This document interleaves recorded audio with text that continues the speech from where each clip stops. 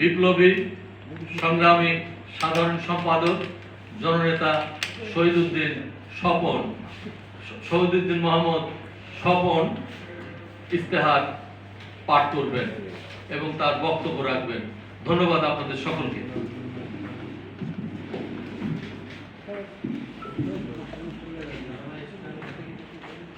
প্রিয় বন্ধুরা, আমন্ত্রিত অতিথিবৃন্দ, গণমাধ্যমের বন্ধুরা এবং বিভিন্ন রাজনৈতিক দল এবং সমাজ শক্তির প্রতিনিধি যারা এখানে উপস্থিত হয়েছেন, তাদেরকে শুভেচ্ছা এবং অভিনন্দন। আমাদের নেতৃবৃন্দ যারা এখানে উপস্থিত আছেন, আমি একটু পরিচয় করিয়ে দিতে চাই।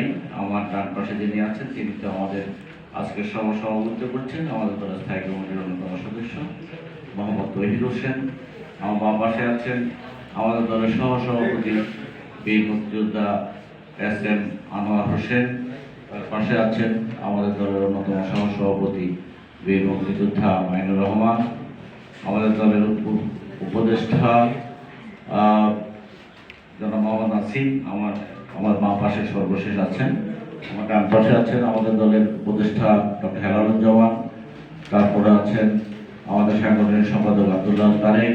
আমাদের মাঝে উপস্থিত আছেন সাংগঠনিক সম্পাদক SM শামসুল আলম মিক্সর। উপস্থিত আছেন মোশাররফ হোসেন মন্টু, আব্দুল মানান মুন্সি। উপস্থিত আছেন ইকবাল খান জাহিদ, মোহাম্মদ মুস্তফা। আমাদের মাঝে উপস্থিত আছেন আমাদের দপ্তর সম্পাদক কামরুল হাসান অপু। আমাদের মাঝে উপস্থিত আছেন আমাদের ঢাকা 7 আসনের আমাদের প্রার্থী যিনি প্রতিযোগিতা করছেন আমাদের পক্ষ থেকে, শাহানা সেলিম সহ অন্যান্য নেতৃবৃন্দ। ইতিমধ্যে বলেছি যে আমাদের মাঝে উপস্থিত আছেন আধুনিক ঐক্যের সংগ্রামী সাধারণ সম্পাদক জনাব শহীদুল্লাহ কায়সার, ভাসানী জনশক্তি পার্টির জনাব বাবর বিশ্বাস। উপস্থিত আছেন গণ অধিকার পরিষদের উচ্চতর পরিষদের সদস্য জনাব হাবিবুর রহমান রিজু,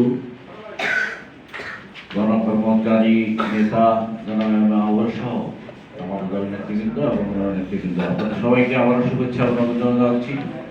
প্রিয় বন্ধুরা, আমরা একটি ঐতিহাসিক যুগ সন্ধিক্ষণে দাঁড়িয়ে আজকে আমাদের নির্বাচনী ইশতেহার ঘোষণা করবার জন্য আপনাদের সামনে উপস্থিত হয়েছি। জুলাই অভ্যুত্থানের মধ্য দিয়ে আগামীর বাংলাদেশ বিনির্মাণ করবার যে বীজ রোপণ করা হয়েছিল, তার মধ্যে যে কাঙ্ক্ষিত বাংলাদেশ আমরা তৈরি করতে চাই, সেই লক্ষ্যকে সামনে রেখে আগামীর ত্রয়োদশ জাতীয় সংসদ নির্বাচন একটি গুরুত্বপূর্ণ অধ্যায়ের সূচনা করবে। আমরা সকলে জানি 54 বছর আমরা অনেকগুলো নির্বাচনের মুখোমুখি হয়েছি। তার ভিতরে কিছু ভালো নির্বাচন ছিল, কিছু আমিরামি ঋষিরাদের নির্বাচন, ইলেকশন ইঞ্জিনিয়ারিং নির্বাচন, বহু ধরনের নির্বাচনে আমরা মুখোমুখি হয়েছি। 26শে ফেব্রুয়ারি নির্বাচনটি এই 54 বছরের প্রত্যেকটি নির্বাচন থেকে একটি ব্যতিক্রম। কারণ এই নির্বাচনকে সামনে রেখে বাংলাদেশের জনগণ যে কেন্দ্রীভূত রাষ্ট্র ব্যবস্থা, যে ক্ষমতা কাঠামো, যেটি বারবার আমাদের এখানে স্বৈরাচার তৈরি করে, ফ্যাসিবাদ তৈরি করে, কর্তৃত্ববাদী শাসন আমাদেরকে উপহার দেয়, সেটাকে ভেঙে দিয়ে ক্ষমতার ভারসাম্য তৈরি করবার জন্য এবং সংবিধানের যেই সমস্ত জায়গা, যে বিচ্ছুতিগুলো রয়েছে, যে ত্রুটিগুলো রয়েছে, সেগুলো সরিয়ে ফেলে তাকে একটি গণতান্ত্রিক সাংবিধানিক ক্ষমতা কাঠামো তৈরি করবার জন্য এই নির্বাচন। সেই জন্য এই প্রথম একই সাথে একটি নির্বাচনে এই দেশের জনগণ তার রাষ্ট্রকে সংস্কার করবার জন্য, গণতান্ত্রিক করবার জন্য, একটি বৈষম্যহীন বাংলাদেশ তৈরি করবার জন্য প্রাথমিক পদক্ষেপ হিসাবে জুলাই সনদের পক্ষে হা ভোট এই নির্বাচনে এই নির্বাচনে অন্তর্ভুক্ত করা হয়েছে।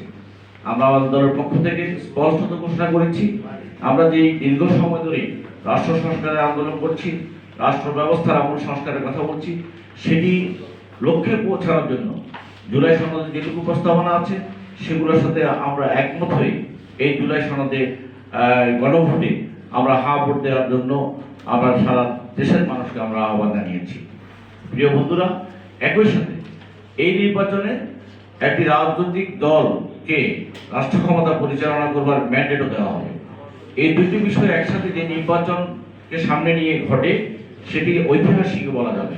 প্রশ্ন হচ্ছে যে এই ঐতিহাসিক নির্বাচনটিকে আমরা রাজনৈতিক দল এবং শক্তিসমূহ এবং সমাজের মানুষরা কিভাবে বিবেচনা করছি।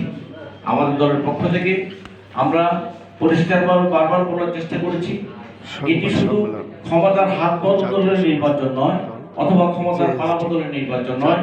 এই নির্বাচনটি বাংলাদেশকে, বাংলাদেশের ভবিষ্যৎকে, বাংলাদেশ কোথায় গিয়ে পৌঁছাবে এবং অতীতে বাংলাদেশের যে রাষ্ট্র ক্ষমতার পরিচালনার যে ব্যর্থতা, দুর্নীতি, গুম খুম হত্যার যে রাজনীতি, লুণ্ঠনের যে রাজনীতি, এর থেকে বেরিয়ে এসে সমতা ন্যায্যতার দেশ এবং রাজনীতি প্রতিষ্ঠা হবে কিনা সেই লক্ষ্যে আমাদের এই আগামী ত্রয়োদশ সংসদ নির্বাচন। সুতরাং এই নির্বাচনটি রাষ্ট্রের গণতান্ত্রিক রূপান্তরের একটি নির্বাচন। প্রশ্ন হচ্ছে আমরা যারা এর অংশীজন আমরা কিভাবে দেখছি এই নির্বাচনটাকে। ইতিমধ্যে আমরা দেখেছি যে বাংলাদেশের সিংহভাগ রাজনৈতিক দল যে পুরনো বন্দোবস্তের যে রাজনীতি, পুরনো বন্দোবস্তের যে নির্বাচন সেটিকে তারা গ্রহণ করেছে এবং গ্রহণ করে তার মধ্য দিয়ে শুধুমাত্র ক্ষমতার পালাবদলের যে নির্বাচন সেই নির্বাচনটাকে, আগামী নির্বাচনটাকে তারা সেভাবেই দেখছে। কিন্তু জুলাই শহীদদের যে আকাঙ্ক্ষা বা প্রত্যাশা, যে বাংলাদেশকে বদলে দেওয়া, বাংলাদেশকে নতুনভাবে গড়ে তোলার, বাংলাদেশের ক্ষমতা কাঠামোকে পুনর্বিন্যাস করবার, পুনর্গঠন করবার যে আকাঙ্ক্ষা প্রতিফলিত হওয়ার কথা, আমরা রাজনৈতিক দল, মেজর রাজনৈতিক দল সমূহের বক্তব্যে আমরা সেটি দেখছি না।